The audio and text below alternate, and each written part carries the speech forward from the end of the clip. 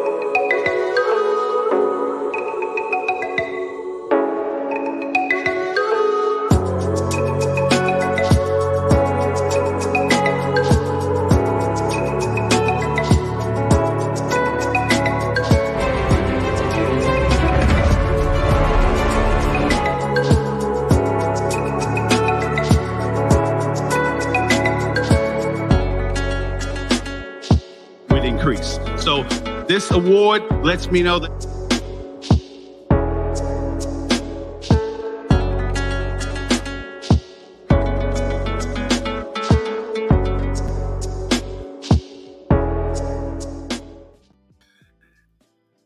Bonjour, comment ça va? Et toi? Ça va très bien. Ni hao, hola, bienvenue, bienvenidos, namaste, and welcome. Welcome to another exciting episode of Gem Hunter Stories. My name is Barry B. Mixon, and I am a Gemmological Storyteller. And each week, I have the privilege and the honor of taking you on an adventure to places you've never been before, to hear stories you've never heard before. Each week, I take the art, science, history, and magic of gemstones, precious metals, and fine jewelry, and put it all together into a story. What I've learned over the years and what I learn each and every week I do this show is that so many of the characteristics, the traits, the attributes that we so highly value in gemstones, you can find in people. You can find in yourself. So what I do is I take those gem stories and use them as a template, as an inception point, as a bridge to help you, to empower you, to hopefully remind you of the value of your own stories. I know that we're having a little technical problems with the internet, so just gonna keep on going. All right, thank you, Barbara. All right, no, not yet. Okay. Actually, thank you, Barbara. When I've been working on this show in my mind for 20 years. 20 years. The first time I went to a jewelry show was in, I think, 2007. 2007, when I started Gemmology, 2004. So 2007, I went to the Las Vegas jewelry show. And the Las Vegas show, a lot of you are familiar with the Tucson show. The Tucson show is basically for everybody. The whole planet goes to the Tucson show. But the Las Vegas show is really for the dealers, for wholesalers, for people who own jewelry businesses, things like this. So myself and my business partner at the time, Cosette, we went to the Las Vegas show. And that was my first time ever going to a jewelry show. So you can imagine how excited I was. So we went to the show and you had to go through all kinds of paperwork and everything else. And there were hundreds, thousands of people there. And needless to say, there wasn't a lot of people that looked like me there. I think I was there for maybe 2 days. I saw maybe 5 people of color other than people of Indian descent. No, very few African Americans. So, so 2 things that happened to me there that really just started me on the direction that I'm in, that I've been for the last 3 years with this show, and even before then. I was walking down the Cosette and I were walking down the various. It was a huge. Of course, it's a conference hall. It was huge, hundreds and hundreds of vendors talking about different colored gemstones, different diamonds, different techniques, everything else. And we're walking down, and we got to the point where I got distracted, so I went to the left, and Cosette went to the right. Cosette was my business partner, and as we were walking down the street, actually we was walking together at that point, and this guy comes up to me. This guy, white guy, comes up to me, and I knew he was moving towards me, but I thought it was to ask a question or something along those lines. And what he did was he's looking at me. I'm looking at him. He's coming close. I'm like, what does this guy want?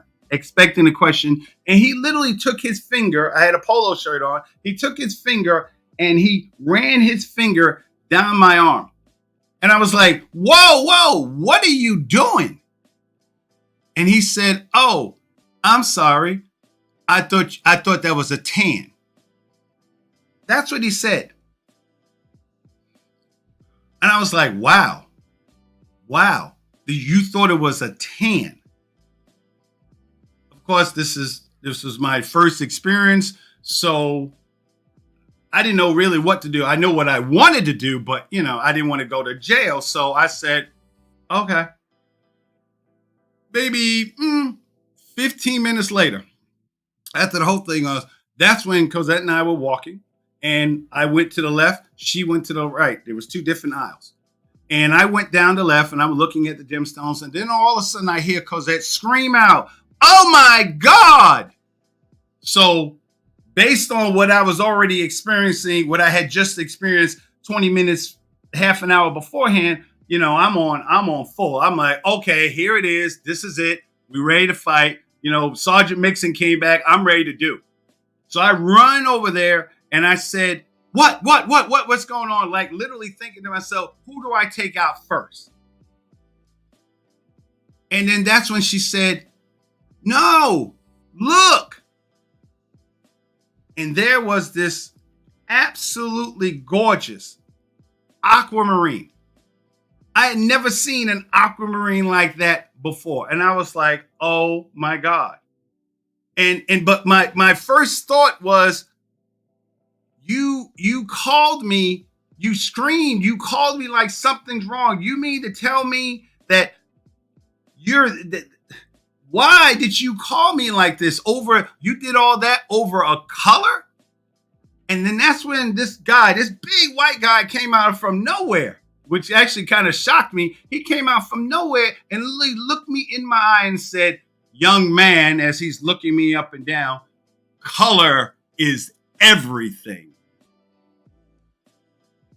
And I remember thinking to myself, I remember kind of laughing inside to myself thinking like, hello, I kind of been wearing the color my whole life. I know what you're talking about. Literally in my head, the first thing I thought was, I know. I just wish you told him that 15, 20 minutes earlier. And that's when I began to really understand, at least to start to understanding the difference in color. So that's what we're going to talk about today. We're going to talk about, let's create a different story about color. Because as a person of color, as an African American, it's really amazing to me how we look at color in the gemology world. And yet we live in a world where people have challenges with color. I mean, when you study gemology, here I brought out these are some of the books. These are some of the books. These are just 2 of the binders. This is just from GIA. This is the Gemmological Institute of America. These are the two binders that you have to learn, Volume 1 and Volume 2. Then, of course, you have Gem Identification, which is a whole big book talking about color. And when you talk about color, of course, we were talking about the 4 C's. Last week, we talked about the 4 C's. We've been talking about the 4 C's. We talked about cut. Last two episodes, we were talking about cut. We talked about clarity. We talked about carrot, which is great. But then you talk about color. And the way color is portrayed in the gemology world, in the gemstone world, it's just one of the attributes. But what I'm saying to you is when you look at the history of the world, you're not talking about color like that. You're talking about color. Color. Because think about it. Think about it. You know what? You know how you watch movies of pirate ships or ships from the 15th, 16th, 17th century? Let me explain to you, if you don't already know, what the difference of those ships were. Most of us, when we think of ships, we think of galleons. We think about galleons. We think about Spanish galleons. Spanish galleons was one of those huge ships, the multi-deck ships. They were basically armed cargo carriers. That's what they were. They were armed cargo carriers. So yes, they carried cargo, and they went all around basically protecting the color, the gemstones, the gold, the silver that they got from whatever country, South America, Central America, China, wherever they got the gemstone from, that's what they used. Now, but that was what they armed. That's what they protected. Armed cargo carrier. You got to think, 16, 17, we didn't have armored trucks. You had galleons. This was used. This was the primary thing used to protect color. What we normally think of, so this is what a galleon looks like. 3 to 4 masts, huge, nice cargo bay, big ships, huge ship. Got about 200 guys on this ship. Hold that thought for a second. 200 men on a ship. There you go. Then they have what's called a carrack. A carrack is a different kind of ship. Actually, galleons came after carracks. So first it was galleons. I just put that first because that's what you think of. But the main ships that carried all the stuff was called the carrack. The carrack were these ships. The carrack, think of the carrack was basically big giant tractor trailer trucks. Big giant tractor trailer trucks. So you had the galleon that had a pretty good cargo hold. A galleon could carry somewhere around 500 tons. But a carrack could carry up to 200,000 tons of whatever you would carry. Mostly gemstones, gold, platinum, silver, and slaves. And I love the way they put, so carracks came from the Portuguese. The carracks came from the Portuguese. And then they started there, and they were first used for European trade. They were used for trade in Europe, and also in the Mediterranean. That's what carracks was used for. And one of the ways that's interesting that gemstone books or gemology or really history talks about this period of time is read how that I put it in red just to let you know. I'm reading about the carracks, and it says quickly found use with the newly found wealth of the trade between Europe and Africa. So let's put it together. You're talking about big cargo ships, bigger than the galleons, big cargo ships that can carry hundreds of thousands of tons of cargo. And those ships were used trade between Europe and Africa. And we also know that when you're talking about Africa, you're not just talking about gemstones. You're not just talking about metals. You're talking about people. For those of you who don't know, who understand about the Atlantic slave trade, this is the ship that they used. They were slave ships. The Santa Maria was a carrack. The Santa Maria, the Nina, the Pinta, the Santa Maria, the ships that Columbus had, the Santa Maria was the guy. That was the cargo ship. Whatever he was going to bring back, that's what he was going to bring it back on. These were the slave ships. Then you had the caravel. The caravel was the lighter ships. Those were the beginning ships. Though also was made by Portuguese, but mostly that ship was to transfer things within the Mediterranean. They weren't used for open sea sailing. It was highly maneuverable, small ships, fast ships, and they were used to explore. Remember, think about your map. You got France, you got Spain, Portugal, and then right down below is Africa. So the Portuguese would use these ships to travel down the coast of Africa. That's when the west coast of Africa, that's when they found the slaves. So in the beginning, it was a trading thing.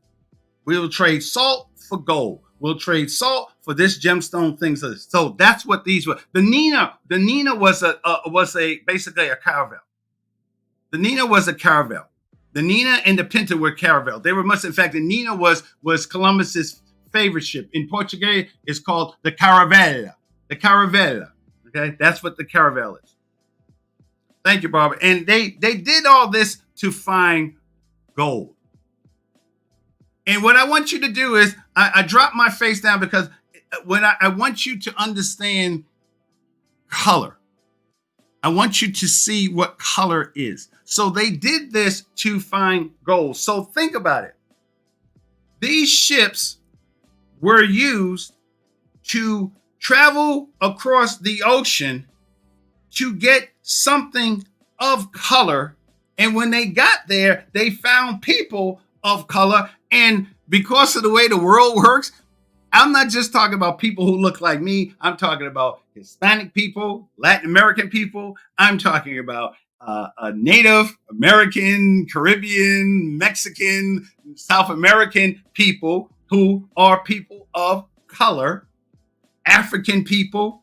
So they took these ships to travel across the ocean to get color. I promise you, no politics. I don't care where you're from, where your politics is. That's what happened. You got on the ship to go to get color. So why we have a problem with color? Why? So we need to create a different conversation about color. Because let me give you an example. Emeralds. People, raise your hand if you like emeralds. Of course, I can't see you, but raise your hand if you like emeralds. Emeralds. There we go. Now, excuse me. Anyhow, emeralds. Now, when most people think about emeralds, they think about somewhere else. But guess what? This is an emerald. This is an emerald, right? Aluminum, beryllium, silicate. That's what an emerald is. And when most people think about emeralds, they think about somewhere else. But guess what? There's emeralds right in North Carolina. Ladies and gentlemen, there is an emerald mine right in North Carolina. In fact, it's a place called Hiddenite. Hiddenite. Think about the irony of that word. Hiddenite, North Carolina. This is the name. It's called the Emerald Hollow Mine, North Carolina. This is the page from their website. Emerald Hollow Mine. I know some of you guys are like, what? Yeah, right in North Carolina. Right there, I-95. You can get right down there. And this is their first page. The Emerald Hollow Mine is the only emerald mine in the world open to the public for prospecting. Nestled in the foothills, the beautiful foothills of the Brushy Mountains located in Hiddenite, North Carolina. This is recognized as one of the most unique and interesting geological locations in North America. Yeah. Now, there's not going to be a beeline for people traveling down North Carolina, traveling down I-95 to get to North Carolina. You know why? Because that's not the gemstones you want. Those are not the gemstones. The ones from North Carolina. Yes, they are emeralds. They are green. They are emeralds. But that's not the ones you want. You want the ones from Colombia. Yeah.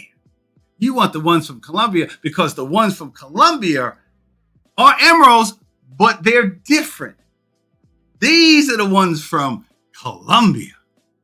These are the ones. This is what you want. You want the emeralds from Colombia because the geological things that happen in Colombia, although similar to what happened millions of years ago with North Carolina, but those same gemmological processes, the pressure, the heat, where it came up from, created an emerald, aluminum beryllium silicate, an emerald that is just like identifies as an emerald, but it's different. It's different. This is the emerald that you want. You don't want the emerald. You're not going to find an emerald like this in North Carolina. You're only going to find this in Colombia. So the question is, as I'm reading this, the question is, if you readily accept that there is a emerald, a type of emerald from a different location in the world that is different than the emerald that's located right here in the United States, I can drive to North Carolina. It would take a whole lot of money, plane time to go to Colombia. But I would not to mention the sailors that literally got on that galleon, got on that boat. Think about it. They got on that boat 14th, 15th, 16th, 17th, 18th centuries. 100 guys, ladies, I'm talking to you. Really think about it. 100 funky, nasty guys who didn't brush their teeth. Who, if you got kids, ladies, you got people, you got kids, you got teenage boys that, socks and stuff. Imagine being on a ship for 2-3 months with a bunch of guys, not even family members, mostly bunch of guys, no hygiene, going to the bathroom on a plank. You know why the bathrooms are called the head, at least in the Marine Corps? Because that's where the bathroom was. It was in the bow of the ship, the front of the ship, the head of the ship. And you just sat down with all your friends and you did your business. And you risked all of that. 2-3 months on the ocean. Bad food, scurvy, or dysentery, all kinds of stuff going on for color because you had to get that color. But yet, here's the trick. You did all of that. Travel the ocean. Once you got to the place, you had to find the gemstones. You had to fight the indigenous people. You had to fight the indigenous animals. You had to climb mountains, streams, all kinds of things. You had to go through all of that and to find an emerald. And because an emerald is a beryl, that means that wherever you found an emerald on that quality, that means you're going to find its friends. You're going to find aquamarine there because an aquamarine is a beryl. You're going to find heliodor because heliodor is also a beryl. Yeah. You're going to find, this is heliodor. You're going to find morganite, the pink beryl. Why? Because it's a beryl, because of the conditions that exist that made the emerald is what made this morganite. Beautiful, beautiful stone. Even if, in fact, you have places in the world where the environment where there is emeralds are being made, you have some emeralds that have nothing in it. This is an emerald without something in it. Yeah, without chromium, without iron, without magnesium, without these things in it. This is what it looks like when it's just aluminum, beryllium, silicate with nothing in it. This is what it looks like. So the question is, if we value gemstones that come highly value gemstones, emeralds in this case, because of where they come from. You go to Tiffany's, she's not going to show you an emerald guaranteed that came from North Carolina. Nope. She's going to show you an emerald that came from Colombia. And he's going to sit there and say, Madame, Monsieur, Emerald. And you're going to say, wow, how much does that cost? Madame, the first thought is, if you have to ask, you can't afford it. But let's say this is a different thing. Madame, this piece right here is $50,000. And you go, oh, wow, okay, that's a deal. But yet you can accept that, but you can't accept color coming from a place where there's people that don't look like that. That you accept an emerald that comes from a place because you know that that place produces a certain quality of color, but you can't respect the people, or you have a problem with the people who actually come from that area, and because of the sun and because of the food and because of the geological things going on, the environment they grew up, they have color. Why? Why, if you come from Venezuela, Colombia, wherever the places where major gemstones are made, huge gemstones are made, costing thousands of dollars. If you say you have a gemstone coming from Colombia, an emerald, sapphire, aquamarine, heliodor, any of those, you know you're spending money. But yet somehow or other, the people who have color, who just happen to come from that area, don't have the same value. Why? Turquoise. Turquoise is the color because of what? Aluminum, copper and aluminum. That's what makes turquoise's color. Turquoise is found all over the world. All over the world. The reason why it's called turquoise, because it's called turquoise, it comes from the French turquoise, which basically means Turkish, because the way the Europeans got to topaz, turquoise, is because of the Muslims, the whole, basically the Silk Road. So when travelers was coming from Iraq, Afghanistan, that's where the best turquoise was coming from. So Turkish in that part of the world, it was, the whole Ottoman Empire, that was from Turkey. So that's why they called it turquoise. Yeah. So you accept it coming from there, but why don't you accept that it comes from places like this? This is where you find gemstones. If you told your friend, where do you live? Oh, I live at the bottom of the valley. What? You live at the bottom of the valley? Really? That would be the bad section of town. Where's Barry live? Oh, Barry lives, that big giant hole in the ground? Yeah, he lives there. Okay. You go to places like this to find things like this, but you can because you want a diamond that looks like this, but you can't accept people that come from those places. You can't accept people that come from places. That's all. So let's have a different conversation about color. Why? Why do we have, and the beautiful thing about gemology is, I don't care where you're from listening to the sound of my voice right now. I don't care where you're from. Wherever you're from, when you see this stone, you sit there and go, wow. You're not asking where this comes from. You're not asking what was the neighborhood that this stone came from. You're not asking that. All you see is color. If that is your color, here's aquamarine. Here's aquamarine. Here's aquamarine. What the color? This is aquamarine.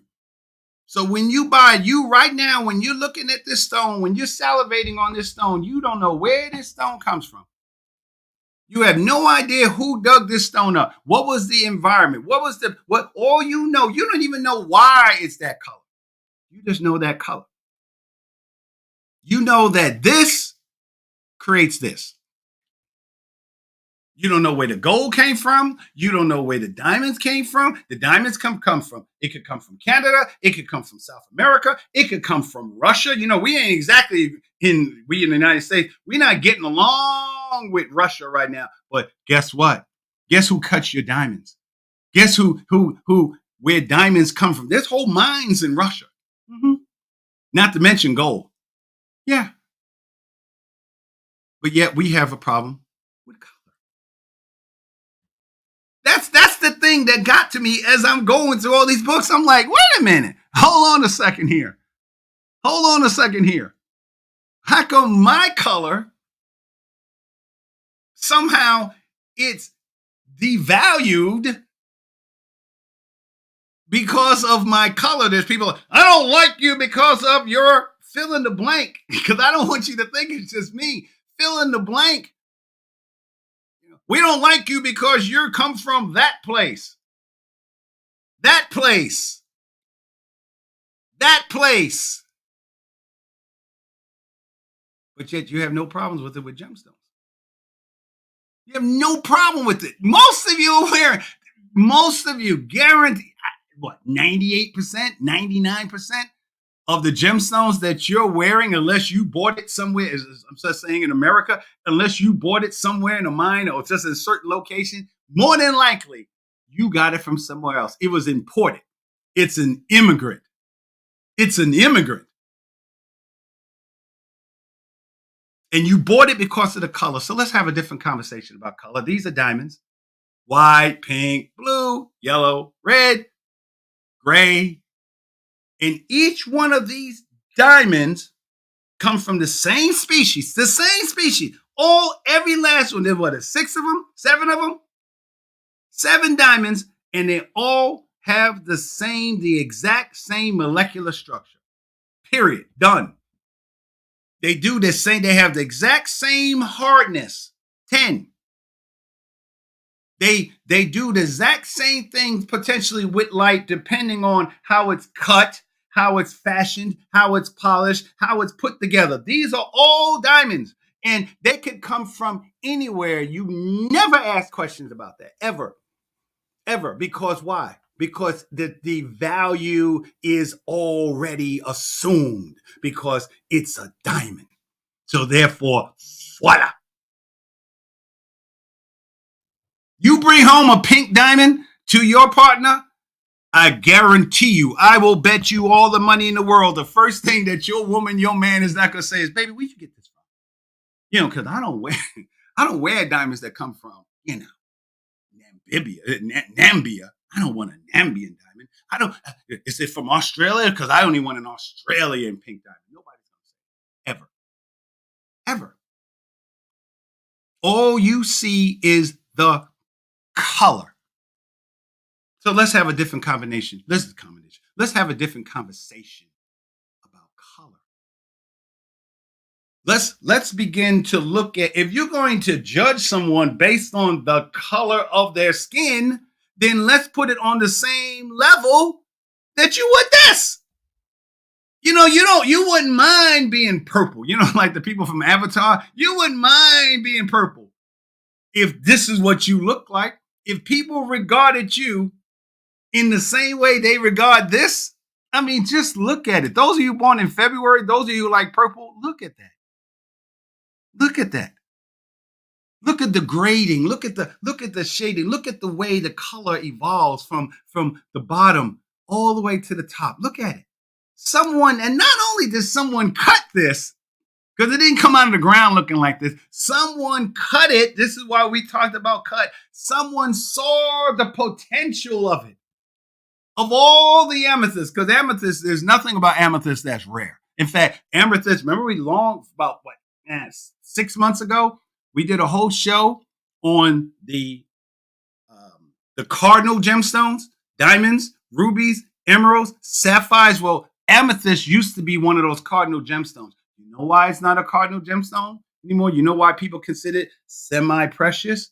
Because in the 19th century, they found a whole bunch of amethysts, so therefore the value went down. Like, everybody has it now. So the value wasn't just for the kings and queens and the emperors of Europe in different countries. Everybody can wear it. Some of you guys, a lot of you who watch this show have geomes. I think about Rose Swartz, my friend Rose Swartz. Rose has a whole collection. I would love to go to her house just to see her. Dr. Santi has a whole collection of gemstones. Yeah. So a lot of you have these gemstones in your house and you value them. You put them in special places in your house. You understand. We won't even talk about the metaphysical aspects of it. You just know what it does. So someone saw that and said, yeah, okay. Color. Look at it. Look at that. There's people that we know in the world that this is the color of their skin. They are this color. They are this color. Whether they got tan, whether it's genetics. There's supermodels that they are highly paid because their complexion is this color. So why do you have a problem with people who just happen to be born in a place like this gemstone just happen to be created? The chemicals, the molecular things that needed to put this together was there. Someone saw the potential of it, cut it in such a way so that when you saw this gemstones interacts with the light in a particular way because of someone saw that, someone found it, someone understood the value of it before it was even cut. They said, you know what? Oh my God, this is it. This is it. What you got there? You see this stone? Yeah. Watch and see what I make of this. Someone did this. Why can't we consider each other this? And I'm talking about everybody. Everybody. That's why I'm just showing you gemstone. I don't care what color you are. There is a gemstone that correlates to you. There is a gemstone that correlates to your characteristics. Diamonds. You like diamonds? Cool. I love diamonds. Diamonds are wonderful. The only thing about a diamond is the hardest substance in the world, but a diamond is also brittle. If you hit this diamond in a specific plane, this diamond has what's called perfect cleavage. It will break. It will break right where you put it. Crack, boom, break. That's how they cut diamonds. That's how diamonds are cut.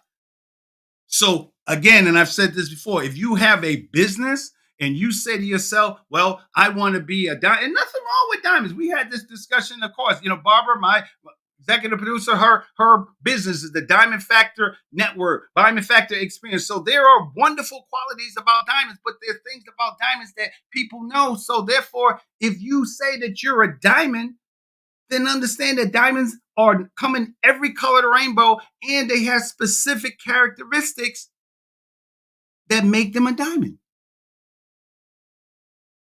So I'm gonna take a deep breath for a second, and I'll come here and we'll continue this conversation. We can come back from the other side.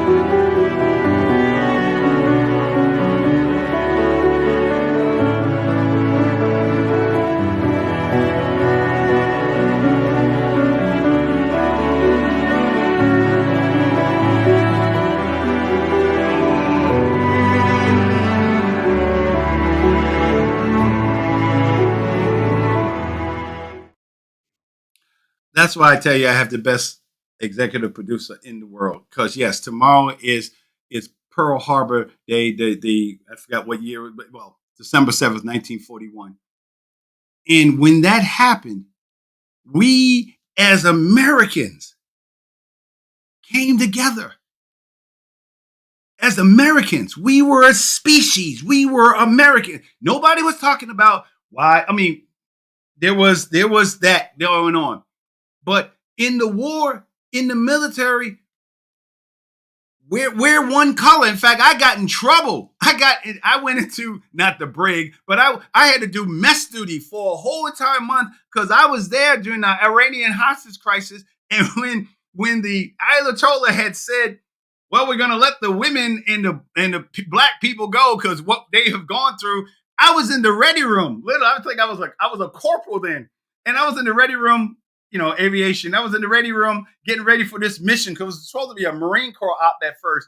But then when the Ayatollah said that, I was stupid enough to say out loud, well, crisis is over because I'm black. So I'm like, it's over for me. And this colonel came up to me. Oh my God, you're talking about having your head taken off. Like literally, he told me, he said, what are you talking about, Marine? There's only two colors in this thing. There's only either you're dark green or you're light green.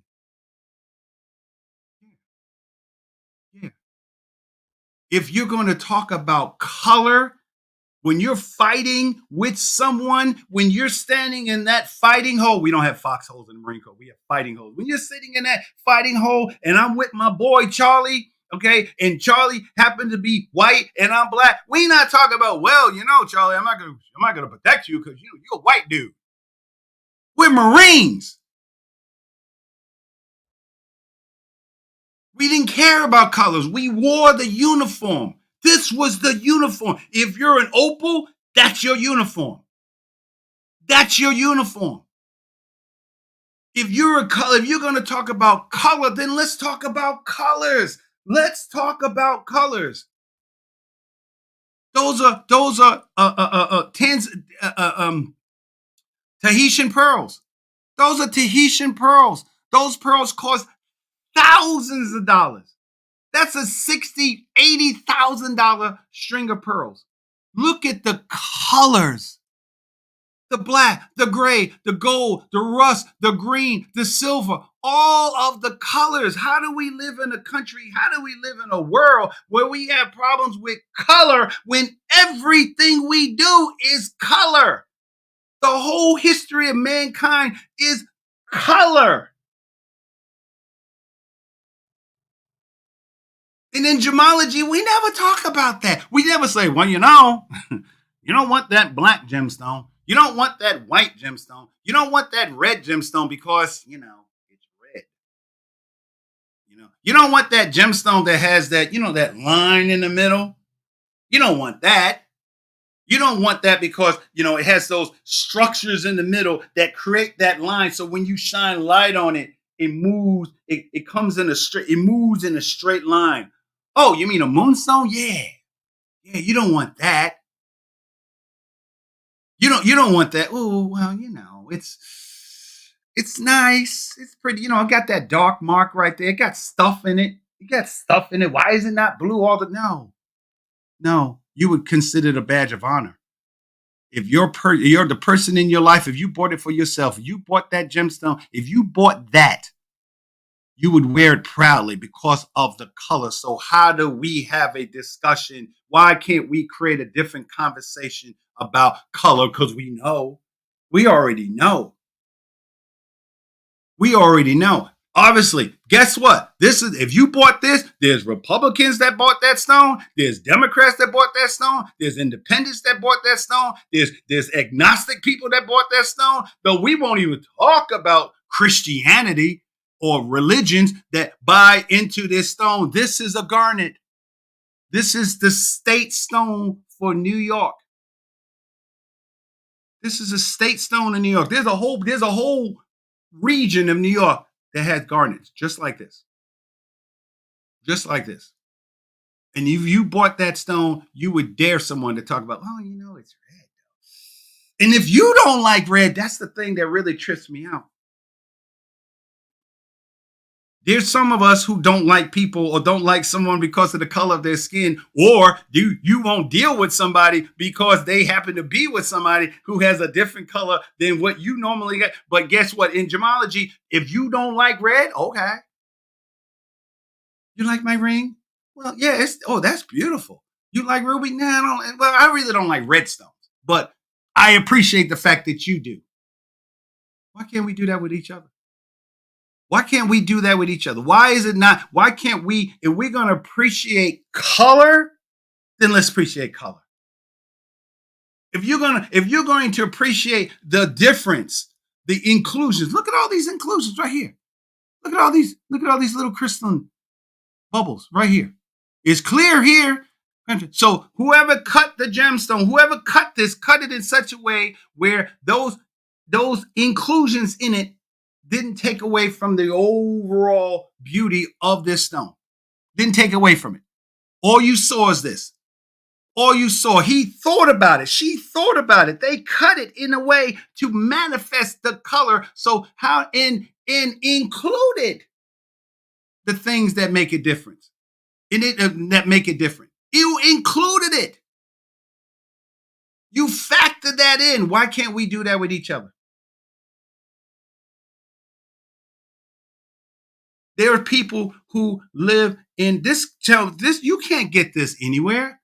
Wherever you live, here's your homework assignment today. Go outside, go outside your house and find this. Go to the park. It's not gonna be right in front of your door. I got you. I'm not gonna make it really hard. Let's make it easier. Go to the park. Go to the forest. Go to some place where there's a lot of dirt and everything else has field, and see if you can find this. See if you can find this. No, you can't. Why? Because this only comes from a certain place. It only comes from a certain geographical location. That's where so therefore, if that is the case for that gemstone, then what do you think is the case for the people who just happen to look like that?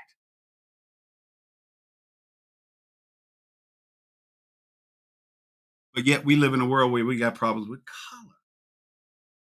And notice, I'm not talking about black, white, red, blue, green, whatever color you are, every gemstone has a color for you. Some of them like tourmaline, this is the gemstone for this month, tourmaline. Man, tourmaline has all the colors, all of them. And yet nobody ever say, well,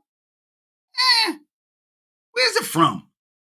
What's the chemical composition of this?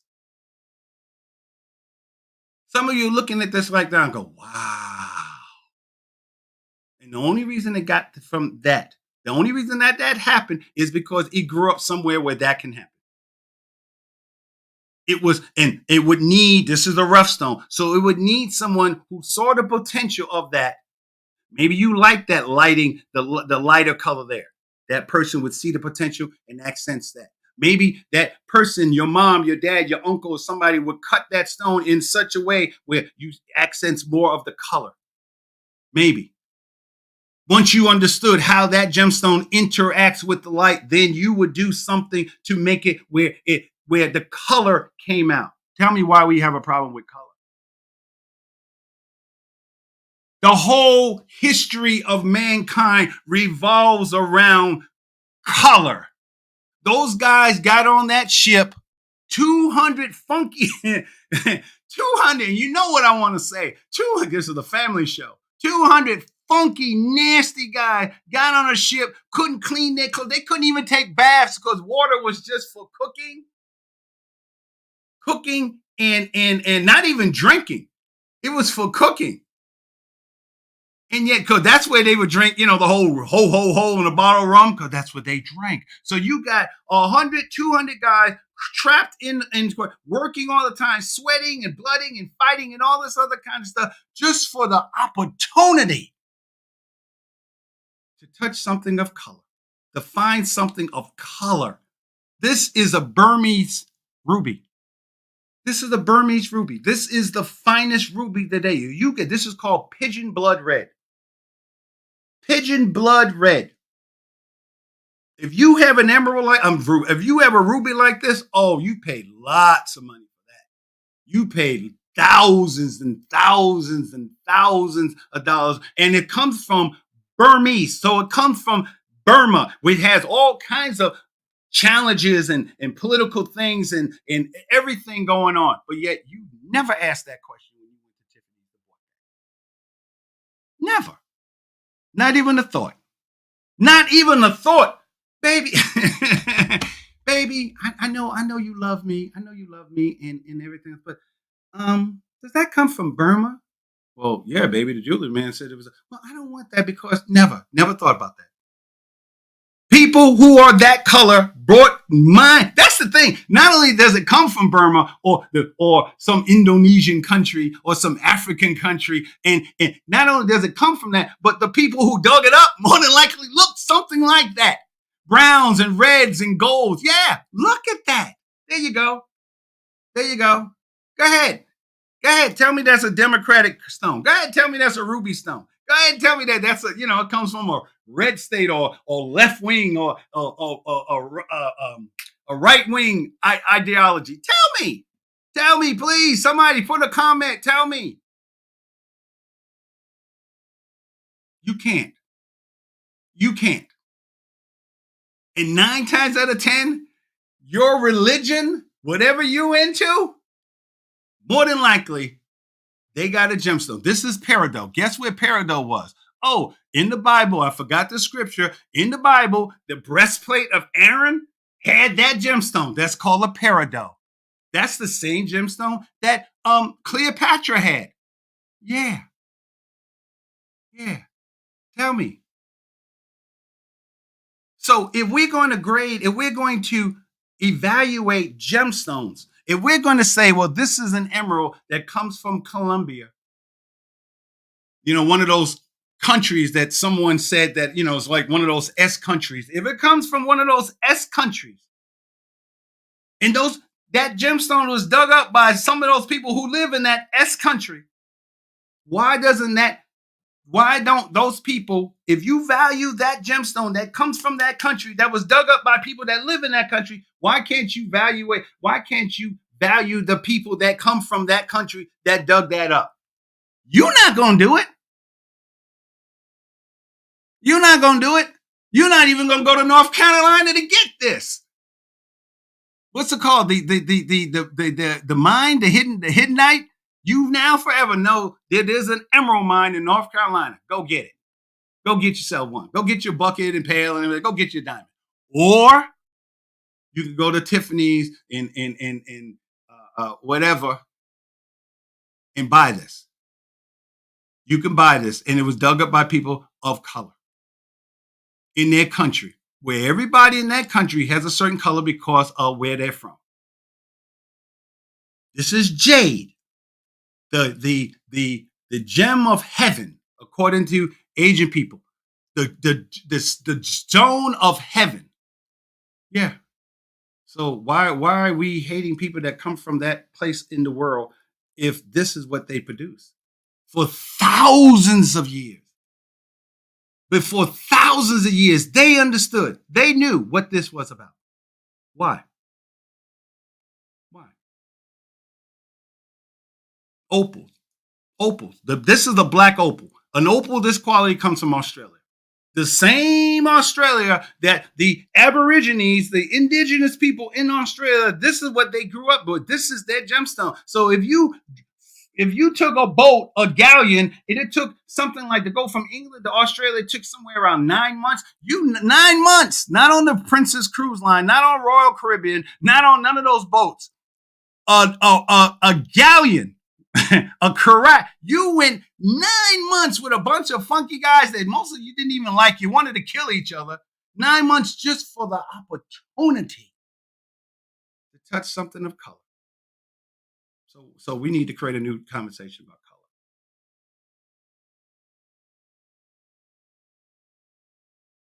How can you be white in a gemstone, but yet how does white have a different meaning when you didn't have a different meaning for that gemstone that you bought for your wife?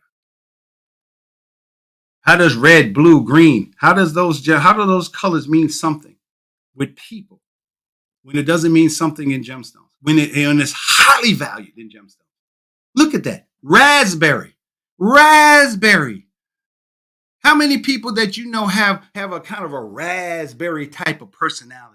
Their energy is right. The way they dress, the way they wear their makeup, the way they wear their hair, and everything was raspberry. But yet, if you saw a funky, this is a diamond. If you saw a funky colored diamond like this, you'd be like, "Girl, that is beautiful! Oh my God!"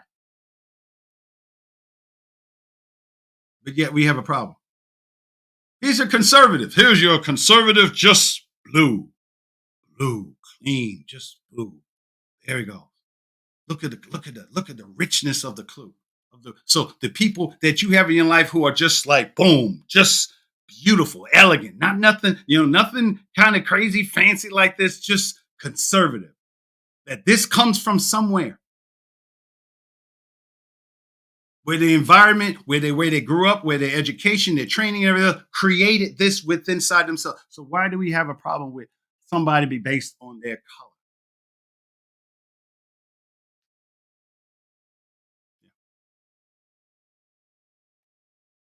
Black. Hello? Black. This is a black diamond. This is a black diamond.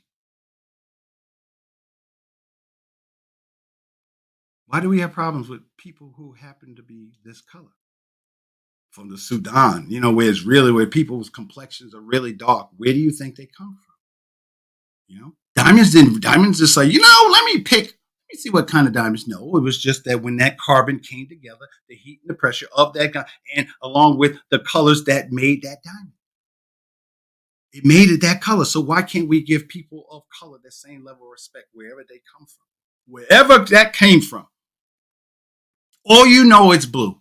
All you know it's beautiful. All you know is that you want one. All you know that you're willing to pay 1, 2, 3, 4, 5 months salary to get that gemstone. Why? Yeah. Thank you, Barbara. So,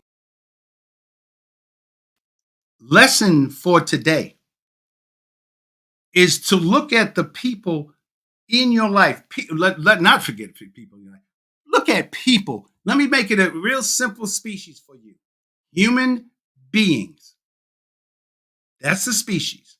If you look up the book, it says human beings, and then it would say human beings come in a variety of different colors. White, black, brown, copper, mahogany, yellow, red. And then you would read, if it was a gemstone book, you would read that species of gemstone called human being, and it would list the chemical compositions of human beings, what it's structurally made of. Most human beings have 2 arms, 2 legs, 2 eyes, 1 nose, 2 ears.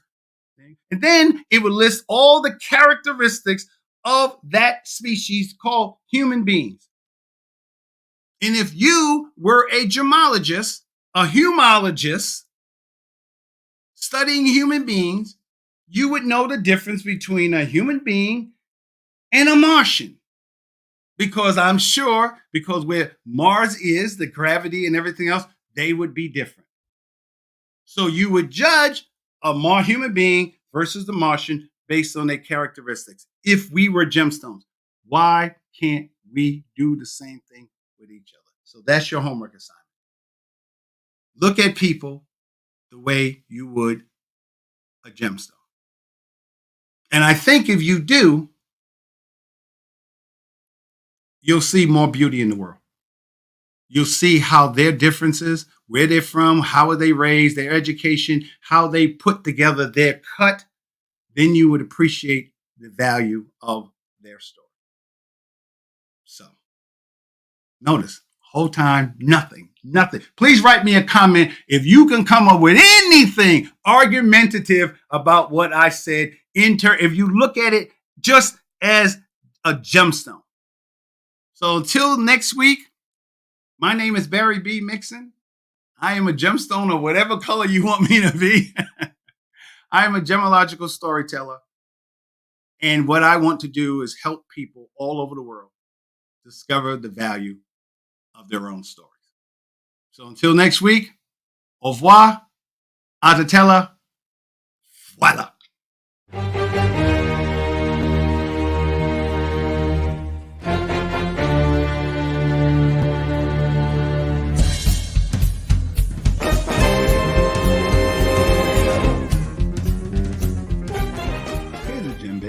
There are over 100 different gemstones that come in the color of green.